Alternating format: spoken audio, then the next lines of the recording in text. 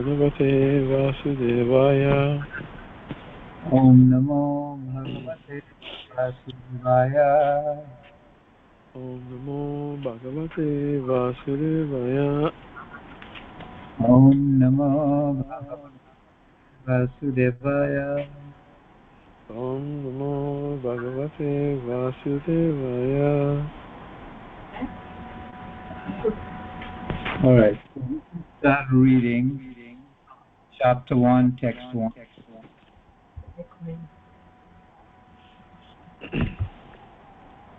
Text number 1. Observing the armies on the battlefield of Kurukshetra.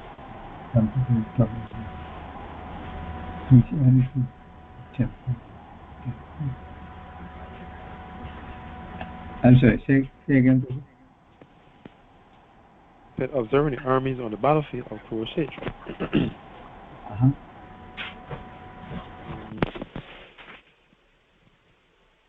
I have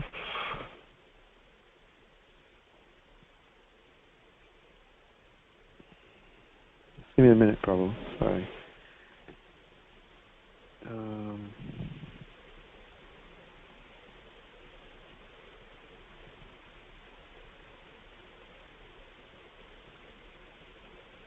Wow. Yeah, if you want me to start while you get ready, I can start. No, I have adjusted. I'm sorry, say again. Something is coming up. I'm not sure if that is what it's supposed to be.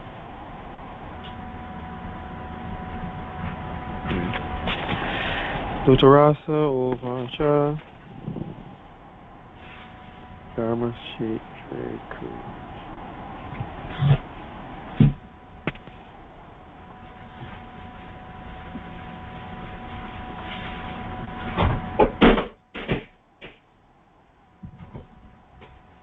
Dutarasa Uvacha Karma Shetre Kuru Shetre Samaveta Yayu Savaha Mamaka Pandavas Chaiva Kim Akurvata Sanjaya. Translation. Dhritarashtra said, O Sanjaya, after my sons and the sons of Pandu assembled in the place of pilgrimage at Kurukshetra, desiring to fight, what did they do?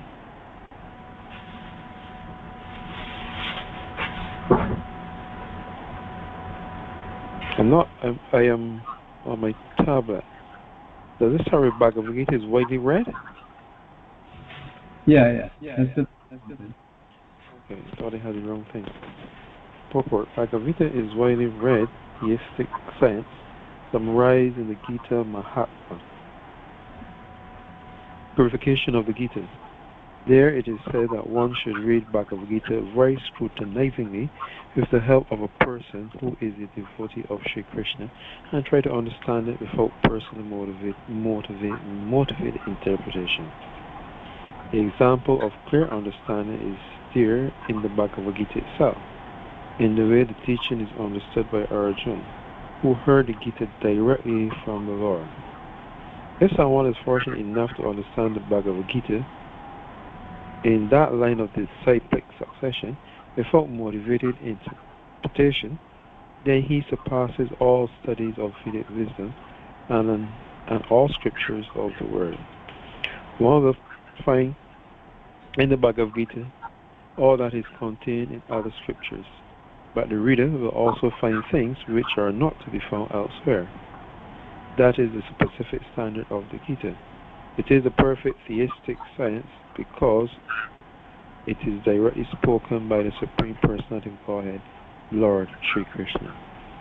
The topic discussed by Dhritarashtra and Sanjaya, as described in the Mahabharata, form the basis principle for this great philosophy. It is understood that this philosophy evolved on the battlefield of Kurukshetra, which is a sacred place of pilgrimage for the immemorial time of Vedic age. It was spoken by the Lord when he was present personally on this planet by the guidance of mankind. The word Dharma Kshetra, a place where religious rituals are performed, is significant because on the battlefield of Kurukshetra, the Supreme Personality of Godhead was present on the side of Arjuna. Dhritarashtra, the father of the Kurus, was highly doubtful about the possibility of his son's ultimate victory. In his doubt, he inquired from the secretary Sanjaya, "What did you do?" He was confident that both his sons and the sons of his younger brother Pandu were assembled in that field of Kurukshetra for a determined engagement of war. Still, his inquiry is significant. He did not want a compromise between the sons and brothers, and he wanted to be sure of the fate of his sons on the battlefield. Because the battle was arranged to be fought at Kurukshetra, which is mentioned elsewhere in the Vedas as a place of worship, even for the denizens of heaven, Dhritarashtra became very fearful about the influence of the holy place on the outcome of the battle. He knew very well that this would influence Arjuna and the sons of Pandu favorably, because by nature they were all victorious. Sanjaya was a student of Vyasa, and therefore, by the mercy of Vyasa, Sanjaya was able to envision the battlefield of Kurukshetra even while he was in the room.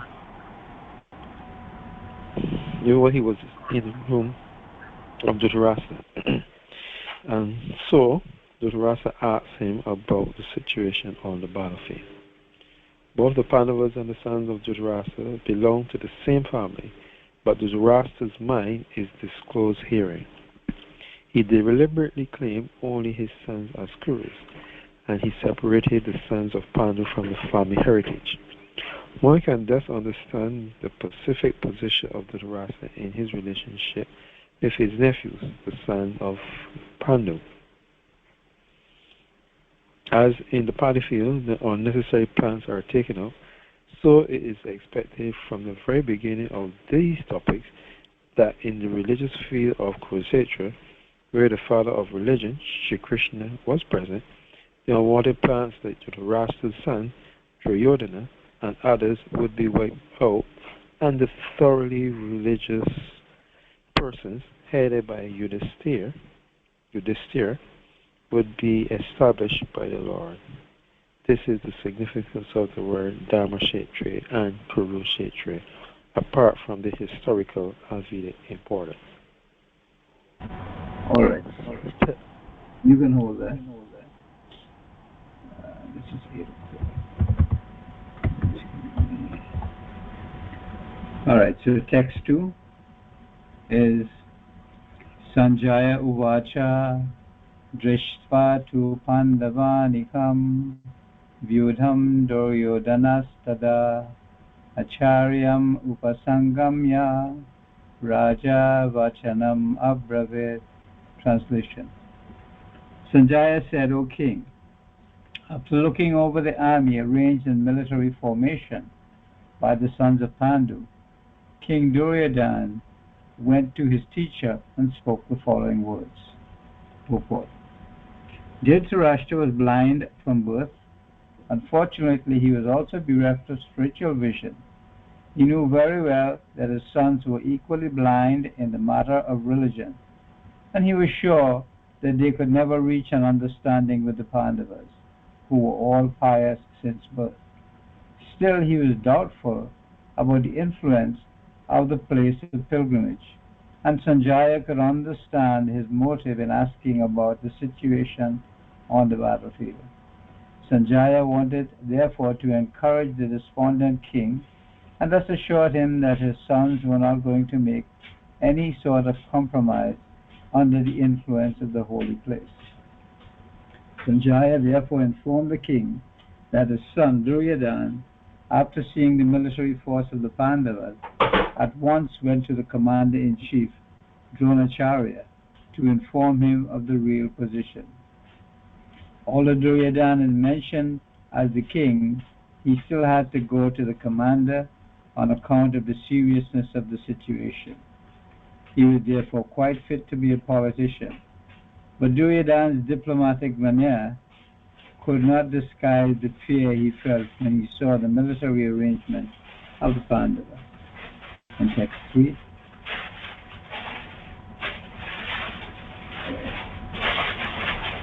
Pasyaitam Panduputranam Acharya Mahatim Chamum Vyudham Drupada Putrena Tava Shishyena Dhimata. O my teacher, behold the great army of the sons of Pandu, so expertly arranged by your intelligent disciple, the son of Drupada. Purport. Duryodhana, a great diplomat, wanted to point out the defects of Dronacharya, the great Brahmin commander-in-chief. Dronacharya had some political quarrel with King Drupada, the father of Drupadi, who was Arjuna's wife. As a result of this quarrel, Drupada performed a great sacrifice by which he received the benediction of having a son who would be able to kill Dronacharya. Dronacharya knew this perfectly well, and yet, as a liberal Brahmin, he did not hesitate to impart all his military secrets when the son of Drupada, Drishtadyumna, was entrusted to him for military education. Now, on the battlefield of Kurukshetra, Drishtadyumna took the side of the Pandavas, and it was he who had arranged for their military phalanx, after having learned the art from Dronacharya. Duryodhana pointed out this mistake of Dronacharya's so that he might be alert and uncompromising in the fight. By this, he also wanted to point out that he should not be similarly lenient in battle against the Pandavas, who were also Dronacharya's affectionate students. Arjuna, especially, was his most affectionate and brilliant student. Dronacharya also warned that such leniency in the fight would lead to defeat. In text 4 is Atra Sura Maheshvasa Bhimarjuna Samayudhi Yuyudhano Viratascha Draupadascha Maharata. Here in this army are many heroic bowmen, equal in fighting to Bhima and Arjuna, great fighters like Yuyudhana, Virata, and Drupada. Purport.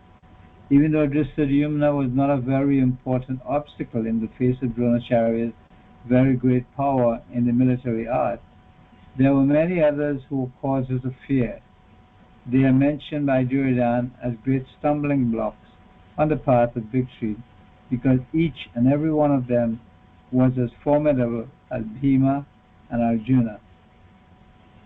He knew the strength of Bhima and Arjuna, and thus he compared the others with them. All right, so you can continue from there, Lord Prabhu.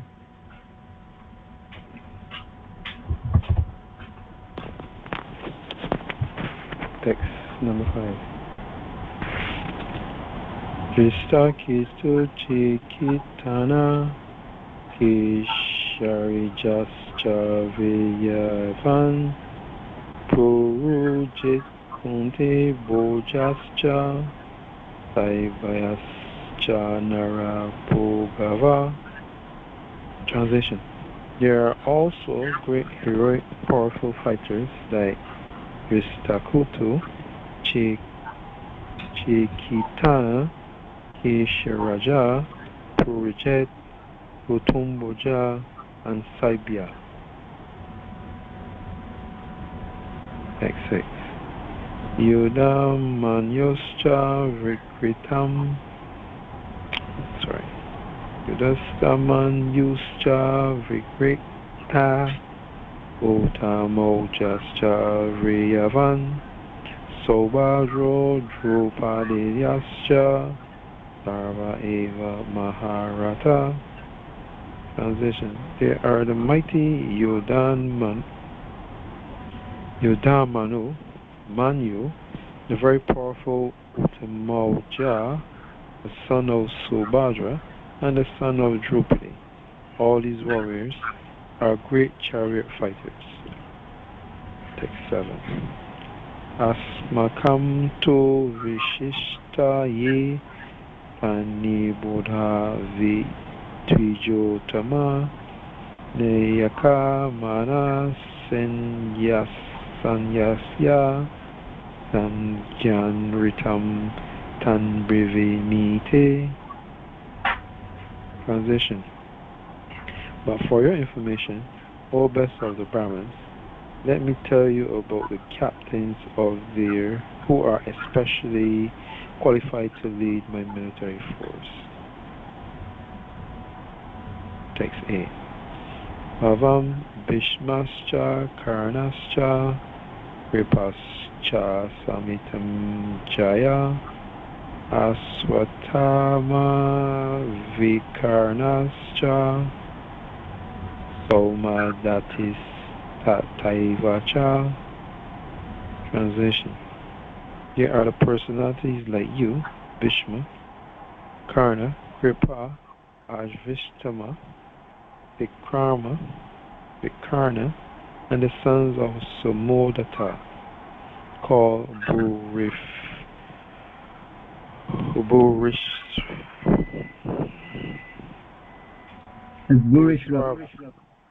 Burishwava, who are always victorious in battle. Next time.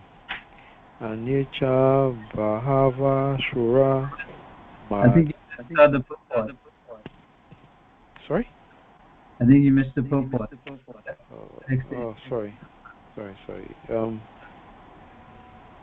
On the tablet they're putting in some stuff in between, so that's why I'm sorry. Purport.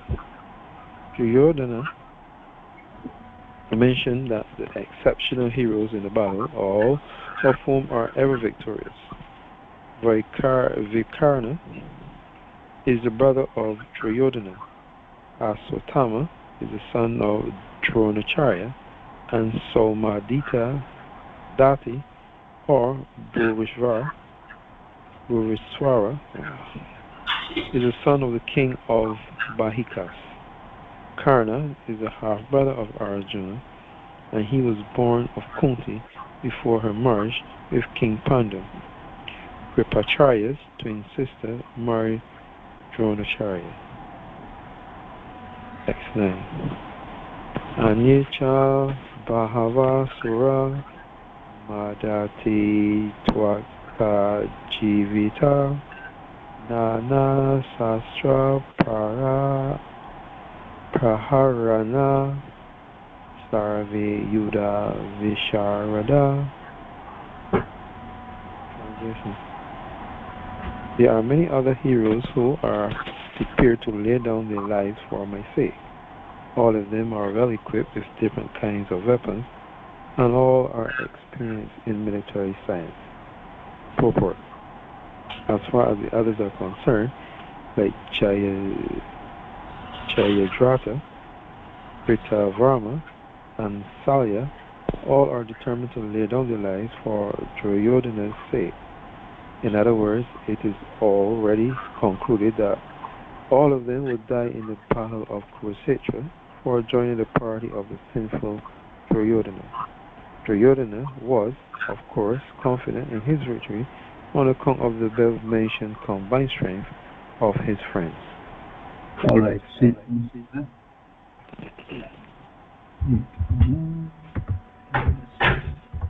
Okay. So, text 10.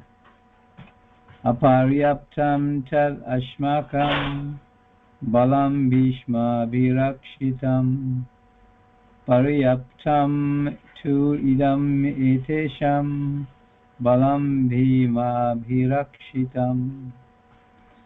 Our strength is immeasurable, and we are perfectly protected by Grandfather Bhishma, whereas the strength of the Pandavas, carefully protected by Bhima, is limited. Purport. Here is an estimation of comparative strength is made by Duryodhana. He thinks that the strength of its armed forces is immeasurable, being specifically protected by the most experienced general, Grandfather Bhishma. On the other hand, the forces of the Pandavas are limited, being protected by a less experienced Bhima, General Bhima, who is like a fig in the presence of Bhishma. Duryodhana was always envious of Bhima because he knew perfectly well that if he should die at all, he would only be killed by Bhima. But at the same time, he was confident of his victory on the account of the presence of Bhishma, who was a far superior general. His conclusion that he would come out of the battle victorious was well ascertained. Text 11.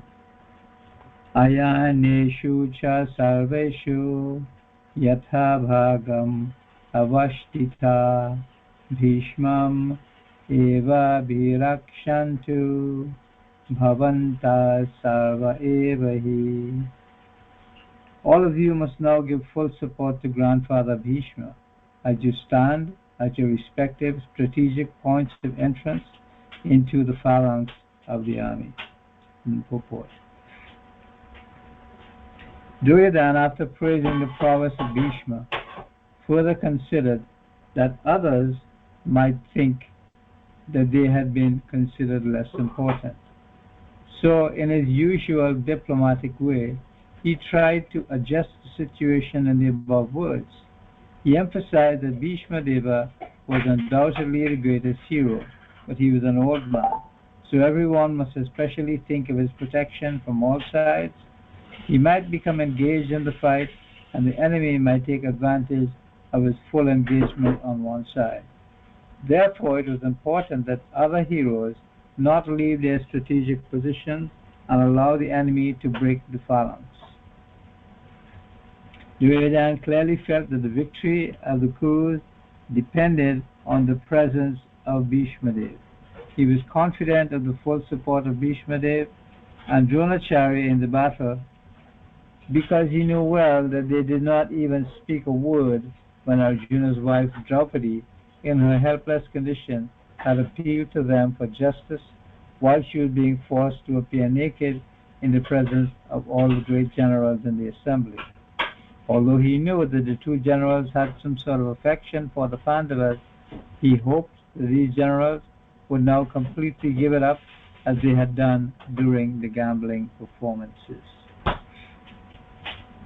Text 12. Tasya sanjayanam harsham kuru ridha pitamaha simha nadam vinadochai sangham dadhau pratapavan.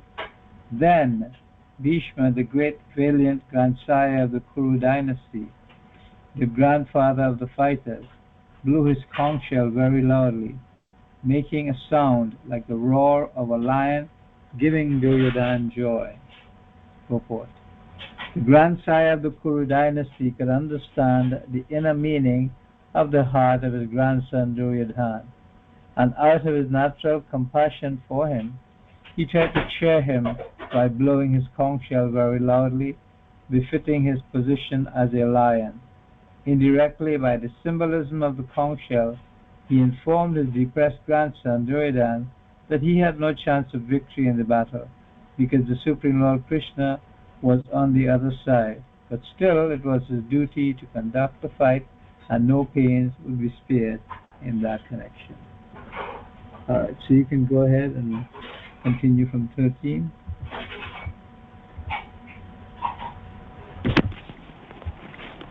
Text 13. Tata sankascha priyascha panavanaka gomukha sahasaiva maya hanyanta sasabdas tumulo bhavat. Translation. After that, the conch shells, drums, bugles, trumpets, and horns were all suddenly sounding, and the combined song was tumultuous. Text 14. Tata swetair hair yukte mahiti swandane sito Madhava Pandavas Chaiva Tviyo Sankao Padad, Padad, Mata. Translation. On the other side, both Lord Krishna and Arjuna, stationed on the great chariot drawn by white horses, sounded their transcendental conch shells. Purport. In contrast with the conch shells blown by Bhishmadev, the conch shell in the hands of Krishna and Arjuna are described as transcendental. The sounding of the transcendental conch shells indicated that there was no hope of victory for the other side because Krishna was on the side of the Pandavas. Jayastu Pandu Putranam Yasam Pache Janardana. Victory is always with persons like the sons of Pandu because Lord Krishna is associated with them. And whenever and wherever the Lord is present, the goddess of fortune is always there because the goddess of fortune never lives alone before her husband. Therefore, victory and fortune were awaiting Arjuna, as indicated by the transcendental sound produced by the conch shell of Vishnu, or Lord Krishna. Besides that, the chariot on which both the friends were seated had been donated by Agni, the fire god, to Arjuna, and this indicated that his chariot was capable of conquering all sides, wherever it was drawn over the three worlds. Text 15. Pancha Janyam Hirkisho Devadatam Danajaya Podram Damo Maha Sankam Bhima Karma Vrikodara. Translation. Lord Krishna blew his conch shell called Panchajanya. Arjuna blew his, the Devadatta. And Bhima, the ferocious eater and performer of Herculean tasks, blew his terrific conch shell called Pondra. Purport. Lord Krishna is referred to here as Hrishikesha in this verse because he is the owner of all senses. The living entities are part and parcel of him, and therefore the senses of the living entities are also part and parcel of his senses. The impersonalists cannot account for the senses of the living entities, and therefore they are always anxious to describe all living entities as senseless or impersonal. The Lord, situated in the heart of all living entities, directs their senses, but he directs in terms of the surrender of the living entity, and in the case of a pure devotee, he directly controls the senses. Here on the battlefield of Kurukshetra, the Lord directly controls the transcendental senses of Arjuna, and thus his particular name is Hrishikesha. The Lord has different names according to the different activities. For example, his name is Madhusudana because he killed the demon of the name Madhu. His name is Govinda because he gives pleasure to the cows and to the senses. His name is Vyasadeva because he appears as the son of Vyasadeva. His name is Devaki Nandana because he accepts Devaki as his mother. His name is Yashoda Nandana because he awards his childhood pastimes to Yashoda at Vrindavan. His name is Partha Sharati because he worked as the charioteer of his friend Arjuna. Similarly, his name is Hrishikesha because he gives direction to Arjuna on the battlefield of Kurukshetra.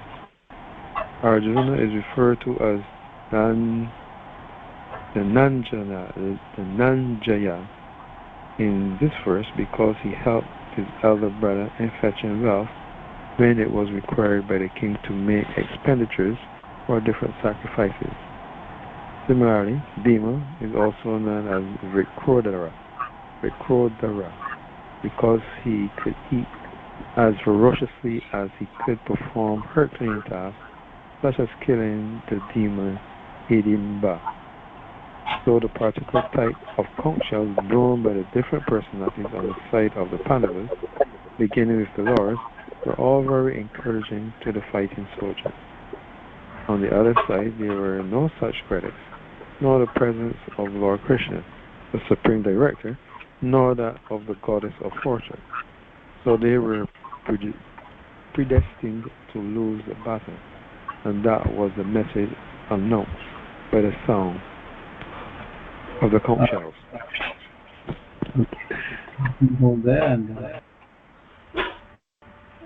continue with text 16 to 18. Ananta Vijayam Raja Kunti Putro Yudhishthira Nakula Sahadevascha Sughosha Mani Pushpakau Kasyascha Parameshvasa Sikhandi Cha Maharata Drishtadyumno Viratascha Satyaki Cha Parajita Drupado Draupadeyascha Sarvashar Prithivipate Saubhadrascha Mahabahu Sankandhadmao Pritak Pritak. King Yudhishthira, the son of Kunti, blew his conch shell, the Ananta Vijaya, and Nakula and Sahadev blew his Sughosha and Mani Pushpaka. That great archer, the king of Kashi, the great fighter Sikhandi, Drishtadyumna, Virata, the unconquerable Satyaki, Drupada, and the sons of Drupadi, and others, O king, such as the mighty armed sons of Subhadra, all blew their respective conch shells. Go forth. Sanjaya informed King Dhritarashtra that very tactfully that his unwise policy of deceiving the sons of Pandu and endeavoring to enthrone his own sons on the seat of the kingdom was not very laudable. The signs already clearly indicated that the whole Kuru dynasty would be killed in that great battle, beginning with the grandsire Bhishma down to the grandsons like Abhimanyu and others, including kings from many sides of the world. All were present there, and all were doomed. The whole catastrophe was due to King Dhritarashtra because he encouraged the policy followed by his sons. In text 19, Saghosho Dhartarashtranam Hridayani Vyadarayat Nabhasya Prithivim Chaiva Tumulo Vyanu Nandayam. The blowing of these different conch shells became uproarious, vibrating both in the sky and on the earth, and it shattered the hearts of the sons of Dhritarashtra.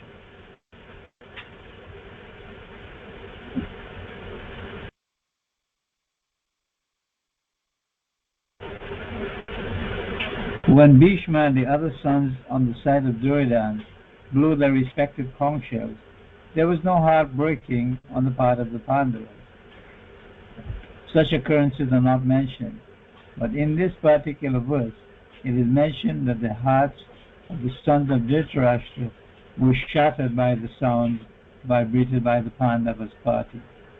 This is due to the Pandavas and their confidence in Lord Krishna. One who takes shelter of the Supreme Lord has nothing to fear, even in the midst of the greatest calamity.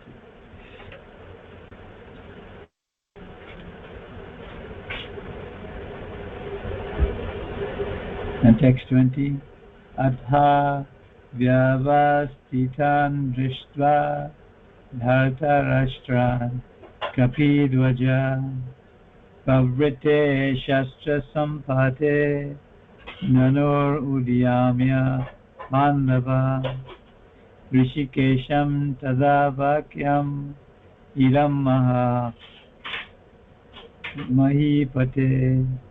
At that time, Arjuna, the son of Pandu, seated in the chariot bearing the flag marked with Hanuman, took up his bow and prepared to shoot his arrows. O king, after looking at the sons of Dhritarashtra, drawn in military array, Arjuna then spoke to Lord Krishna these words.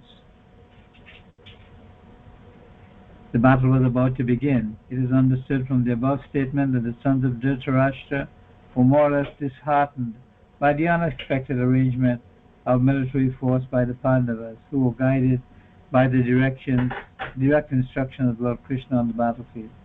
The emblem of Hanuman on the flag of Arjuna is another sign of victory because Hanuman cooperated with Lord Ram in the battle between Rama and Ravan, and Lord Ram emerged victorious. Now both Ram and Hanuman were present on the chariot of Arjuna to help him. Lord Krishna is Rama himself, and wherever Lord Rama is, his eternal servitor Hanuman and his eternal consort Sita, the goddess of fortune, are present. Therefore Arjuna had no cause to fear any enemies whatsoever. And above all, the Lord of the senses, Lord Krishna, was personally present to give him direction. Thus all good counsel was available to Arjuna in the matter of executing the battle in such auspicious conditions arranged by the Lord for his eternal devotee, lay the signs of assured victory. Alright, so you can finish us up tonight, Lord Prabhu. 6:21-22. Arjuna Uvacha Sanayor Ubayor Madhye Ratam Stapayami Chuyuta Yava Etan Niriksheham Yodo Kama Ashvitam Kir Maya Saha Yoda Vyam Asmimrana Samuryame. Transition. Arjuna said, O infallible one, please draw my chariot between the two armies so that I may see those present here who deserve to fight, and with whom I must contend in the great trial of arms. Purport. Although Lord Krishna is the Supreme Personality of Godhead, all of his causes mercy he engaged in the service of his friend. He never fails in his affection for his devotees, and thus he is addressed herein as infallible. As charioteer, he had to carry out the order of Arjuna, and since he did not hesitate to do so, he is addressed as infallible. Although he had accepted the position of a charioteer for his devotee, his supreme position was not challenged. In all circumstances, he is the Supreme Personality of Godhead, Hrishikesha, the Lord of the total senses. The relationship between the Lord and his servitor is very sweet and transcendental. The servitor is always ready to render service to the Lord, and similarly, the Lord is always seeking an opportunity to render some service to the devotee.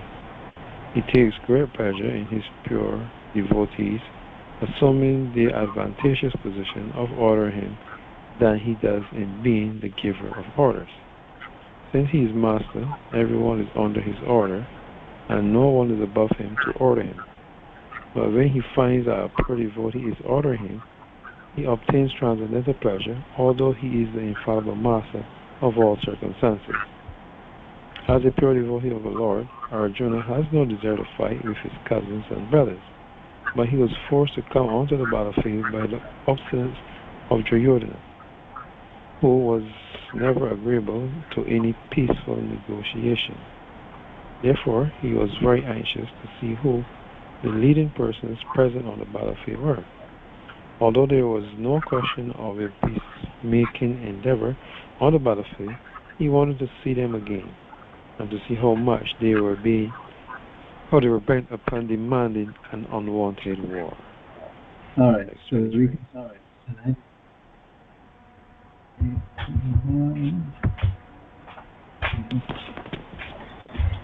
All right, Toby's 21-22. You start at 23 on the next reading. So 1, 2.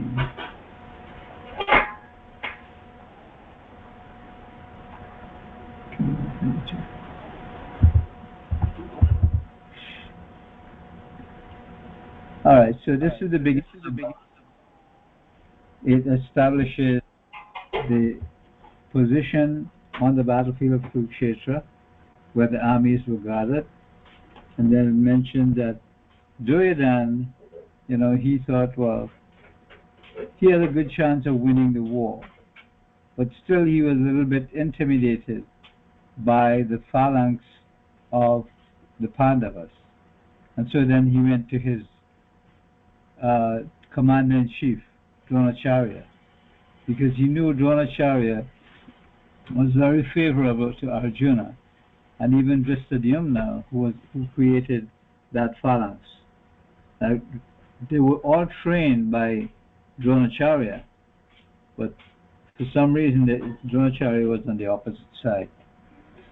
So he thought that, okay, since Dronacharya is the guru or the teacher of all of these, he should be able to quite easily defeat them. And then there was Bhishma. Bhishma, he was a great warrior, and there was no one who was able to defeat him. It is said that between Bhishma and Bhima was like a fig in his presence. So he is putting forward these arguments and this information to convince himself that he can win the war. Of course, neither Sanjaya didn't accept that. So the thing about Lord Krishna is he accepted the position of a charioteer for his devotee, but because he did that, his supreme position was not challenged. So in all circumstances, he was the supreme personality of Godhead, Rishikesha, who is the master of the senses. And the relationship between the Lord and the servitor is very sweet and transcendental. The servitor is always ready to render service to the Lord, and similarly, the Lord is always seeking an opportunity to render some service to his devotees. He takes greater pleasure in his pure devotees assuming the advantageous position of ordering him than he does in being the giver of orders. And this is like, Yashoda Mai and all the cowherd ladies of Vrindavan. They ordered him around, they ordered him to dance, and he danced, He was happy to do that. So since he is the master, everyone is under his orders, and no one is above him to order him. But when he finds that a pure devotee is ordering him, he obtains transcendental pleasure, although he is the infallible master of all circumstances. So, that was our first reading in Bhagavad Gita today. We will continue tomorrow, which is Wednesday. Alright, so do you have any I didn't hear comments? that. No, I would have gotten some of this stuff explained when it was in the class. It's not the beginning, so as we go deeper, you'll see what happens. I didn't know what you said.